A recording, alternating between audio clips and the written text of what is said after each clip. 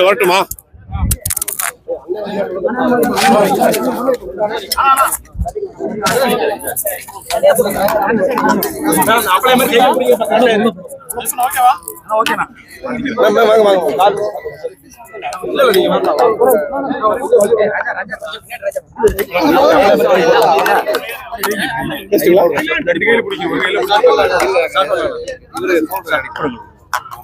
அனைவருக்கும் வணக்கம்.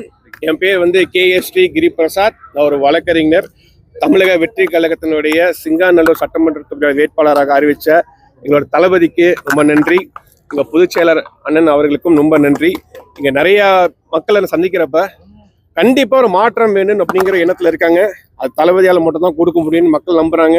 கண்டிப்பாக தளபதி தான் அடுத்த முதலமைச்சர். இது எந்த மாற்றமும் கிடையாது. மக்களுக்கு அடிப்படை வசதி நிறைய இடத்துல இல்லைன்னு சொல்றாங்க.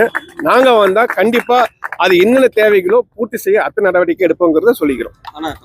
தலைவர் வராரா பிரச்சாரத்துக்கு? கண்டிப்பா தலைவர் வருவாரு. சிங்கநல்லூர் சட்டமன்ற தொகுதி கண்டிப்பா வருவார்.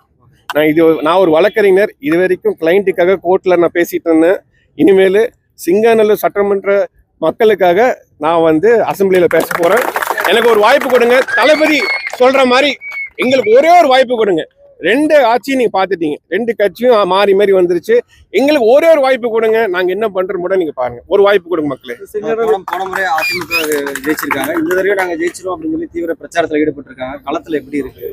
தளபதி அடிக்கடி சொன்ன ஒரே விஷயம், போட்டியே திமுகக்கும் டிவிகேக்கும் மட்டும்தான். அதிமுக ரேஸ்லயே கிடையாது. அவங்கள பத்தி நீங்க கேட்டு டைம் வேஸ்ட் பண்ணாதீங்க.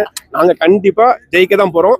மெஜாரிட்டியோட தளபதி ஆட்சி அமைப்பார். முதலமைச்சர் அவர் தான். எந்த மாற்றமும் கிடையாது.